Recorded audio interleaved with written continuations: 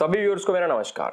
आज की इस वीडियो में मैं आप लोगों से बात करने के लिए आया हूं कि एडवांस मैथ्स की तैयारी कैसे करनी चाहिए और मैं अपना पर्सनल एक्सपीरियंस शेयर करूंगा कि मैंने एडवांस मैथ्स की तैयारी कैसे करी थी और कैसे तैयारी करके इतना अच्छा स्कोर कर पाया था। मैं वीडियो स्टार्ट करने से पहले जिन लोगों ने अब तक हमारे चैनल को सब्सक्राइब नहीं किया, हमारे दोनों चैनल्स कपूर खानदान व्लॉग्स और कपूर गुरुकुल को सब्सक्राइब कर दो। तो चलिए शुरू करते हैं। तो आज की वीडियो में मेनली जो बात रहेगी वो रहेगी कि मैथ्स में पर्टिकुलरली एडवांस मैथ्स की तैयारी कैसे करें। ये एक ऐसी चीज़ है जिसमें बहुत लोगों को दिक्कत आती है। एरिथमेटिक में फिर भी बहुत कम लोगों को प्रॉब्लम आती है, लोग कर लेते हैं, कोई ऐसी दिक्कत नहीं आती। लेकिन एडवांस मैथ्स एक ऐसी चीज़ है जहाँ लोगों को प्रॉब्लम आती है और कहीं ना कहीं जब मैंने प्रिपरेशन स्टार्ट करी थी तो स्टार्टिंग में कुछ हद तक दिक्कत मुझे भी आती थी, लेकिन एक समय के बाद मेरे को कोई दिक्कत नहीं आई, बिल्कुल प्रॉब्लम आनी बंद हो गई थी और मैं बहुत मतलब मैथ्स वगैरह बहुत अच्छी हो गई थी, एडवांस मैथ्स भी बहुत अच्छी हो गई थी। और एडवांस मैथ्स बहुत इंपॉर्टेंट रोल प्ले करती है आपका सिलेक्शन में। जिस भी गवर्नमेंट जॉब की आप प्रिपरेशन कर रहे होगे, जैसे अगर हम एसएससी की बात करें तो एसएससी में एडवांस मैथ्स काफ़ी इंपॉर्टेंट रोल प्ले करती है, क्योंकि देखो प्रीलिम्स में तो आनी ही आनी है और मेंस में एडवांस मैथ्स की वेटेज कुछ ना कुछ ज़्यादा रहती है अरिथमेटिक से। और जहाँ लोग अटकते हैं ना, जहाँ उनको दिक्कत आती है, कुछ नए क्वेश्चन देखने को मिलते हैं, वो जनरली एडवांस मैथ्स ही होती है। तो बहुत सारे लोगों की क्वेरीज आ रही थी कमेंट सेक्शन में, कमेंट्स आए हुए थे, मैसेजेस आए हुए थे, तो सबका ये था कि एडवांस मैथ्स के बारे में बताओ कि कैसे प्रिपेयर करें, किन चीज़ों को ध्यान में रखें। तो मैंने सोचा यार आप लोगों को बताना ज़रूरी है, इसलिए मैं एक बिल्कुल प्रॉपर डेडिकेटेड वीडियो लेकर आया हूँ आप लोगों के लिए एडवांस मैथ्स के ऊपर की तैयारी कैसे करनी चाहिए। तो मेनली अगर बात करें तो मेनली तो एलजेब्रा, ट्रिगो, ज्योमेट्री और मेंसुरेशन, ये 4 चैप्टर्स ही रहते हैं मेन एडवांस मैथ्स के। बाकी और जैसे कोऑर्डिनेट ज्योमेट्री है और कुछ है, वो बहुत ज़्यादा उनकी एक तो वेटेज नहीं होती, एक वो ज़्यादा बहुत बड़े चैप्टर्स नहीं है, वो बिल्कुल बेसिक चीज़ें आती है उनमें, जो इन एग्जाम्स में जो क्वेश्चंस आते हैं एक बेसिक लेवल के क्वेश्चंस आते हैं और उसमें ज़्यादा कोई ऐसी दिक्कत वाली बात है नहीं। उसमें तो अगर आप 2-3 दिन भी पढ़ लोगे तो 2-3 दिन पढ़ने से भी आप इजीली पूरे मार्क्स स्कोर कर पाओगे।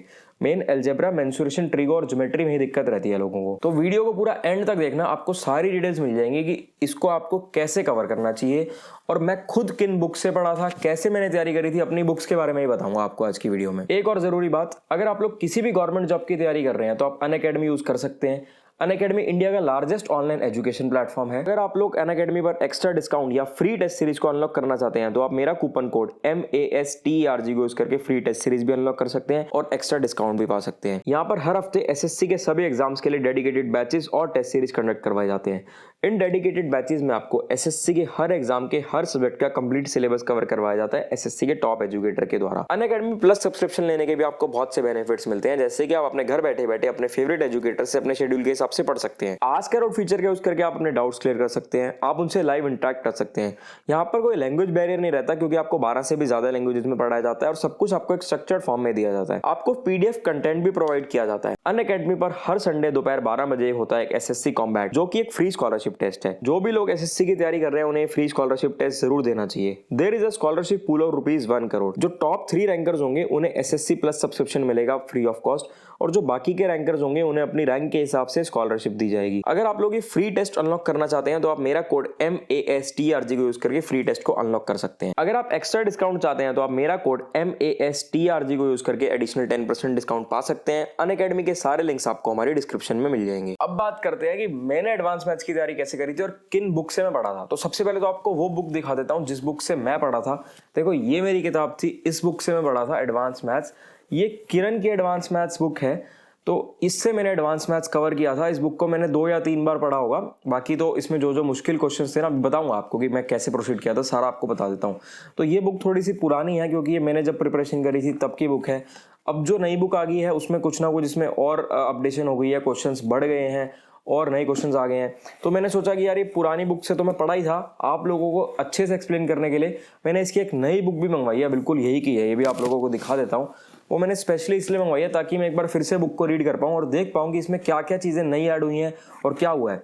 तो सबसे पहले तो आपको ये दिखा दूं कि जो बुक का साइज़ है, जो मेरी उस टाइम की बुक थी और जो अब बुक मंगाई है, ऑलमोस्ट डबल हो गया है बुक का साइज़, पहले से काफ़ी बढ़ गई है। तो इससे साफ सबसे पहले तो ये देखने को मिलता है कि क्वेश्चंस काफ़ी इंक्रीज हो गए हैं, क्योंकि हर साल क्वेश्चंस बढ़ते हैं, प्रीवियस ईयर क्वेश्चंस भी ऐड होते हैं और नए पैटर्न के क्वेश्चंस भी आते हैं, तो वो सब आता है। तो जो नई बुक है इसमें मैं आपको बता देता हूँ कि क्या क्या चीज़ें मेरे को और एक्स्ट्रा देखने को मिली और मैं जब पढ़ता था मैं कैसे पढ़ता था इस बुक से।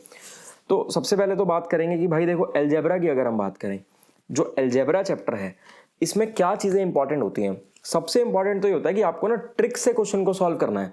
आपको जो बेसिक पुराने तरीके थे ना, आपको कोशिश करनी है कि बेसिक पुराने तरीके से क्वेश्चन को सॉल्व ना किया जाए, आपको ट्रिक से क्वेश्चन सॉल्व करने हैं।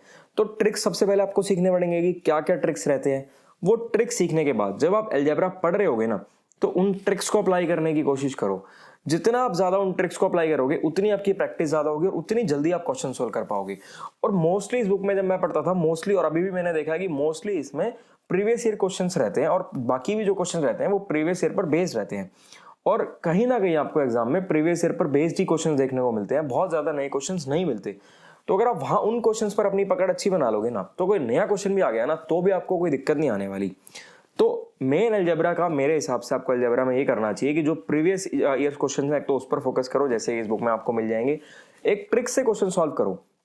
उसके बाद अब जो एडवांस मैथ्स है ना, इसमें ट्रिक्स कई ऐसे होते हैं कि चैप्टर्स में ना, जैसे अलजेब्रा है, अलजेब्रा में ही अलग अलग टाइप्स हैं बहुत सारी, तो बहुत सारे ट्रिक्स हो जाते हैं। अब लोगों को उसमें दिक्कत आती है, तो उसके लिए मैंने क्या किया हुआ था, मैंने ना शीट्स, रजिस्टर ले लो या शीट ले लो, उसके ऊपर ना क्या किया हुआ था, ट्रिक्स के अलग पेज बना लिए। अगर मैं अलजेब्रा के जितने भी ट्रिक्स हैं, जितने भी फॉर्मूलेज हैं, उन सबको भी लिख लूंगा ना, तो 2 या 3 शीट्स में आराम से आ जाएंगे।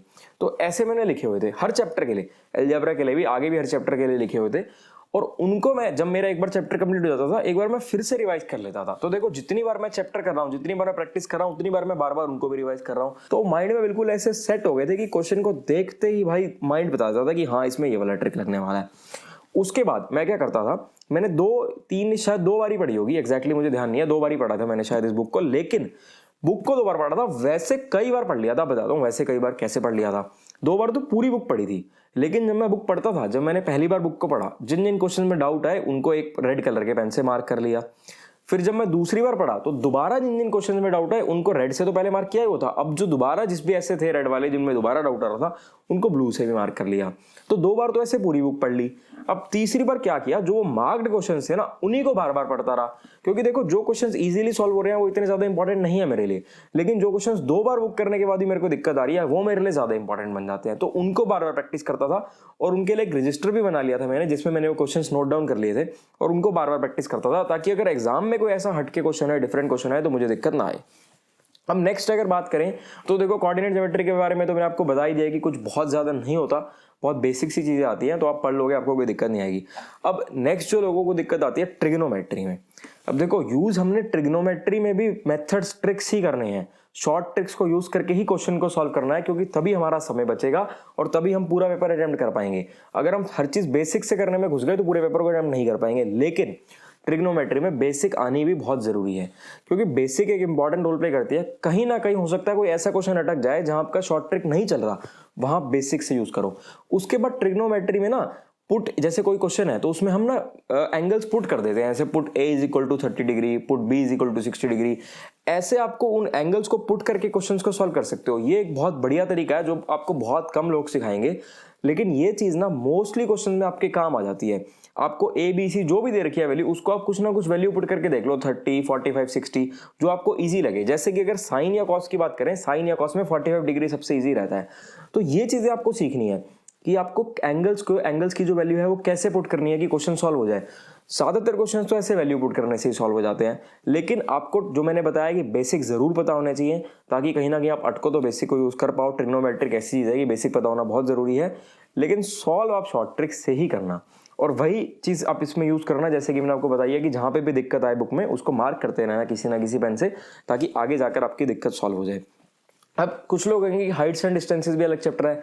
हाइट्स एंड डिस्टेंसेस अलग चैप्टर नहीं है, ये ट्रिग्नोमेट्री का ही पार्ट है, ट्रिग्नोमेट्री के अंदर ही आता है। अब ट्रिग्नोमेट्री में भी बहुत सारे फॉर्मूलेज होते हैं। अब टेबल्स आपको याद करने पड़ेंगे। टेबल मतलब वो 1 2 वाले टेबल्स नहीं, जो दूसरे टेबल्स होते हैं ट्रिगो के, एंगल्स की वैल्यू के और ट्रिक्स होंगे। तो उसके लिए भी मैंने सेम चीज करी थी कि शीट्स में मैंने नोट डाउन कर लिए थे क्वेश्चंस, और उससे क्या होता था, जो जितने भी शॉर्ट ट्रिक्स हैं या जितने भी फॉर्मूलेज हैं, उनको चैप्टर खत्म होने के बाद बार बार रीड करता रहता था, तो माइंड में बिल्कुल सेट हो गए थे।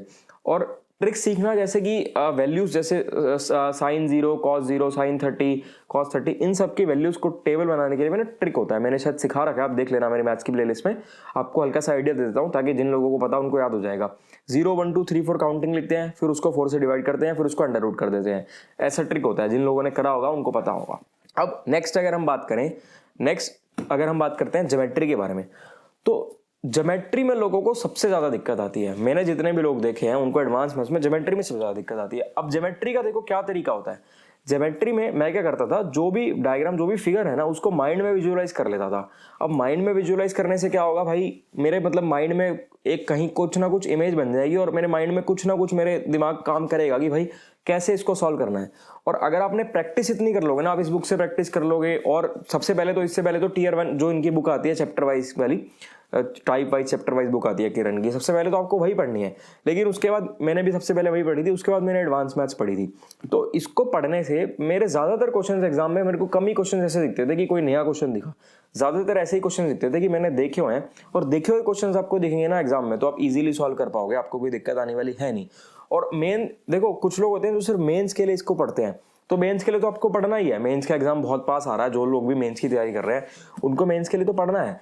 लेकिन आप टियर 1 के टाइम पे भी पढ़ सकते हो। मैंने तो टियर 1 के टाइम पे भी पढ़ा था इस बुक को, तो काम आती है कहीं ना कहीं ये बुक। अब देखो ज्योमेट्री में जैसे कि मैंने आपको बताया कि फिगर्स को मैं विजुअलाइज कर लेता था, तो आप भी वैसे करने की कोशिश करना, उससे कहीं ना कहीं आपकी हेल्प होगी।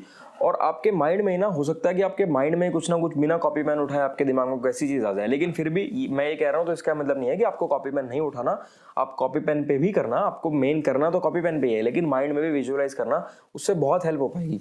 और देखो कोई भी आप इसका चैप्टर लोगे ना इस बुक में, तो आपको हर चैप्टर की स्टार्टिंग में ना थोड़ी बहुत थ्योरी भी दे रखी होगी, तो हो सके तो एक बार वो थ्योरी भी रीड कर लेना, तो थ्योरी भी आपके काम ही आएगी। देखो आप वैसे तो आप मतलब एक बार पढ़ने के बाद ही बुक को सॉल्व करोगे, क्वेश्चंस को सॉल्व करोगे, लेकिन फिर भी ना थ्योरी एक बार पढ़ लेना, बहुत ज्यादा नहीं है, थोड़ी बहुत है, उससे आपको कहीं ना कहीं हेल्प मिल पाएगी। अब नेक्स्ट अगर हम बात करें, नेक्स्ट आती है मेंसुरेशन के बारे में। तो भाई मेरे को तो सबसे ज्यादा इंटरेस्टिंग ही मेंसुरेशन लगता था। कुछ लोगों को दिक्कत आती है लेकिन कुछ लोगों को इंटरेस्टिंग भी लगता है, तो मुझे सबसे ज्यादा इंटरेस्टिंग लगता था मेंसुरेशन में भी। मैं वही चीज अपनाता था कि माइंड में विजुअलाइज कर लेता था। जैसे कि आप एक रूम में बैठे हो और आप देखो जो रूम है वो है क्या, वो क्यूबॉइड ही तो है ना। रूम क्यूब भी हो सकता है, क्यूबॉइड भी हो सकता है। तो कहीं भी डायगोनल का क्वेश्चन आ गया या कुछ भी क्वेश्चन आ गया, मेंसुरेशन में तो सारी की सारी गेम ही विजुअलाइज करने की है आपको। मतलब माइंड में फिगर बना लो, आंखें बंद करके विजुअलाइज कर लो कि हाँ ये फिगर है, या रूम को देख लो यार ये क्यूबॉइड है, ऐसी कोई सिलेंडर होगा, कोई क्यूब होगा। तो मेंसुरेशन तो सबसे ज्यादा इंटरेस्टिंग है और बहुत स्कोरिंग है। अगर आप पढ़ लोगे मोस्टली, मतलब आप अगर प्रीवियस ईयर क्वेश्चंस भी लगा लेते हो तो काफी हद तक आपको क्वेश्चंस ऑलरेडी देखे हुए मिल जाएंगे। फिर भी कई बार नए क्वेश्चंस भी दिखने को मिल जाते हैं, तो उसके लिए वही आपको तरीका अपनाना है कि आपको विजुअलाइज करनी है चीजें। विजुअलाइज करने से ना आपका जो आधा क्वेश्चन तो समझ लो विजुअलाइज करते ही आपका सॉल्व हो गया, आपका काम बहुत आसान हो जाता है। अब मेंसुरेशन में क्या दिक्कत आती है भाई, मेंसुरेशन में ना फॉर्मूलेज होते हैं बहुत ज्यादा। अब भाई फॉर्मूलेज कैसे याद करो, तो सबसे पहले तो उन फॉर्मूलेज को याद करने का भी एक ट्रिक होता है, अभी आपको बताता हूँ। मतलब हर चीज का तो नहीं होता, लेकिन कुछ चीजों का ऐसा ट्रिक होता है। और बाकी इसके लिए भी आपको वही अपनाना है कि शीट्स लोगे, 2-3 शीट्स में आपके पूरे चैप्टर के जितने भी फॉर्मूलेज है ना, सारे के सारे लिखे जाएंगे और उनको बार बार रिवाइज करो, अपने आप आपके माइंड में सेट हो जाएंगे, आपको याद करना ही नहीं पड़ेगा। 3-4 बार आप रीड करोगे, अपने आप आपके माइंड में सेट हो जाएंगे। अब देखो आपको एक चीज बताता हूँ, अब कई चीजें होती है जो बेसिक से आप एक आपने फॉर्मूला देख लिया ना तो उससे आपकी सॉल्व हो जाएगी। जैसे भी कोई भी अगर एक कोई भी यूनिफॉर्म फिगर है, कोई भी एक यूनिफॉर्म ऐसी चीज है, जैसे सिलेंडर की बात कर लें, तो अगर आपको किसी भी ऐसी यूनिफॉर्म चीज का, सिलेंडर यूनिफॉर्म का मतलब जितना नीचे से है उतना ही ऊपर जा रहा है, ऐसा नहीं है कि नीचे छोटा है और ऊपर बड़ा हो रहा है। जैसे कोन में ऐसा होता है कि कोन अलग होता है या कुछ और ऐसा होगा। अब जैसे सिलेंडर है, क्यूब है, क्यूबॉइड है, जो नीचे से साइज है वही साइज ऊपर से जा रहा है ना, मतलब कि वो यूनिफॉर्म है। उसमें अगर आपको कर्व सरफेस एरिया निकालना होगा तो कर्व सरफेस एरिया का एक सीधा सा फॉर्मूला होता है कि पेरीमीटर ऑफ बेस, पेरीमीटर यानी कि सर्कमफेरेंस, सर्कमफेरेंस कह लो, पेरीमीटर कह लो, एक ही बात है, perimeter of base into height. जैसे कि अगर सिलेंडर की बात करें तो उसके जो नीचे होगा, नीचे सर्कल होगा, उसका सर्कमफेरेंस क्या होगा, 2πr, और उसकी हाइट h है। तो किसी भी सिलेंडर का कर्व सरफेस एरिया 2πrh ही होता है। अब ये तो था कर्व सरफेस का कि perimeter of base into height. यहीं अगर हम वॉल्यूम की बात करें तो वॉल्यूम में क्या होगा, area of base into height, किसी भी यूनिफॉर्म फिगर का, यूनिफॉर्म स्ट्रक्चर का। अब देखो वॉल्यूम का अगर सिलेंडर का देखें तो जो नीचे है सर्कल है उसका एरिया क्या होगा, उसका एरिया पाई आर स्क्वायर होगा और हाइट h होती है, और हमें पता है कि सिलेंडर की वॉल्यूम भी पाई आर स्क्वायर h ही होती है। तो ऐसी बहुत सारे ट्रिक्स होते हैं। अब ये मेंसुरेशन में आपको फॉर्मूलेस तो याद करने हैं, लेकिन अब देखो मैंने आपको एक ही फॉर्मूला याद करवाया कि कोई भी अगर यूनिफॉर्म स्ट्रक्चर है उसका curve surface area perimeter of base into height होता है और उसकी volume area of base into height होता है। उस एक ही फॉर्मूले से कितने सारे स्ट्रक्चर्स के आपको फॉर्मूले याद हो गए। तो ऐसे ट्रिक्स से सॉल्व करने की कोशिश करो। हमारी आप मैथ्स की प्लेलिस्ट देखोगे तो हमने जो भी चैप्टर्स पढ़ा रखे हैं हमने सारे ट्रिक्स से ही पढ़ा रखे हैं। तो इन ट्रिक्स को यूज करना होता है हर चैप्टर में। ये तो मैंने आपको सिर्फ एक एग्जांपल दिया है, ऐसे ना जाने कितने ट्रिक्स हैं, अगर आप पढ़ोगे तो आपको बहुत काम आएंगे। और वही है कि जितने भी ट्रिक्स हैं, जितने भी फॉर्मूलेज हैं, उनको शीट्स में जरूर नोट डाउन करना, ताकि अब आप जब भी रिवाइज करो बार बार आप उसको रीड करोगे तो आपके माइंड में सेट हो जाएंगे। जैसे इसमें तो पॉलिनोमियल्स हो गया, उसके लिए भी एडवांस मैथ्स में अलग अलग चीज़ें होती हैं। उसके बाद अगर डायगोनल, अब जैसे मेंसुरेशन में डायगोनल्स के ऊपर भी फॉर्मूले, अलग अलग चीज़ें होती हैं। तो ये चीज़ें आपके माइंड में तभी सेट होंगी जब आप बार बार प्रैक्टिस करोगे, जितनी ज़्यादा प्रैक्टिस करोगे और उन फॉर्मूलेस को लिखकर रीड करोगे अगेन एंड अगेन। तो ये वो सारी चीज़ें थी जो मैंने यूज़ करी थी अपने टाइम पे एडवांस मैथ्स की तैयारी करते हुए, और मैं भी आपको यही सजेस्ट किया कि आपको भी यही सब चीज़ें यूज़ करनी चाहिए। मैंने आपको अपनी बुक भी दिखा दी, अपनी पर्सनल बुक भी दिखा दी जिस बुक से मैं पढ़ा था, लेकिन भाई आप साइज में आप डिफरेंस देखोगे तो ऑलमोस्ट डबल हो चुकी है बुक। इसी कारण से मैंने नई बुक मंगवाई थी कि एक बार मैं खुद रीड करूंगी क्या क्या चीज़ें इसमें ऐड हुई हैं, क्या क्या चेंजेस आई हैं। तो कहीं ना कहीं मुझे पॉजिटिव ही चेंजेस देखने को मिले। एक तो क्वेश्चंस आपके बड़े हैं, जितने प्रीवियस ईयर क्वेश्चंस मतलब आए हैं उसमें जो भी इंपॉर्टेंट क्वेश्चंस हैं वो सब क्वेश्चंस बड़े हैं।